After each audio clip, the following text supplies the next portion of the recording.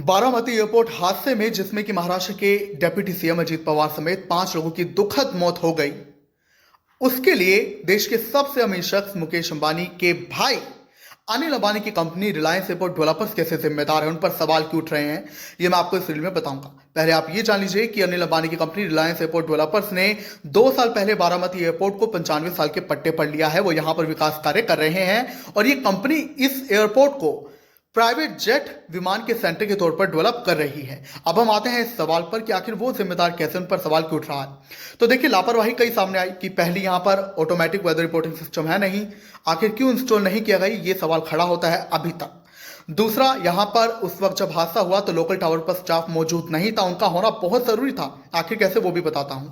तो एएआईबी जो कि इस हादसे की जांच कर रहा है फिलहाल, क्योंकि 2021 और 2022 में भी यहां पर हादसे हो चुके हैं एयरपोर्ट पर, तो उन्होंने कहा था कि यहां पर ये जो है अनकंट्रोल एयरफील्ड है, यानी कि जो बारामती एयरपोर्ट है ये एक अनकंट्रोल्ड एयरफील्ड है, यानी यहां पर एयर ट्रैफिक पर कोई कंट्रोल नहीं है। तो ऐसे में जब पायलट को यहां पर लैंडिंग करनी होती है तो वहां पर लोकल टावर पर जो स्टाफ होता है ऑन साइट पर, वो उसे सारी जानकारी देता है, कम्युनिकेट उससे करता है और तब वो लैंडिंग होती है। तो ऐसे में उस वक्त ये स्टाफ नहीं था, ये बात कही जा रही है, तभी ये हादसा हुआ, अदरवाइज से टल भी सकता था।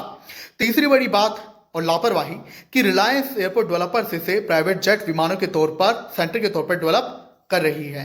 अब एआईबी ने अपनी पुरानी रिपोर्ट में कहा था कि ये जो एयरपोर्ट है ये विजुअल लैंडिंग अप्रोच के लिए ही बना है, यानी कि यहां पर लैंडिंग इस आधार पर की जा सकती है कि अभी यहां पर एयर स्ट्रिप पर, हवाई पट्टी पर क्या हाल है, विजुअल लैंडिंग यहां पर हो सकती है। और इसे एआईबी ने जेट के ऑपरेशन के लिए ठीक नहीं माना था। तो ऐसे में इनकी कंपनी पर सवाल खड़ा होता है कि जब ये जेट के ऑपरेशन के लिए ठीक नहीं माना विजुअल लैंडिंग को, तो यहां पर अभी तक कुछ बड़ा बदलाव क्यों नहीं किया गया।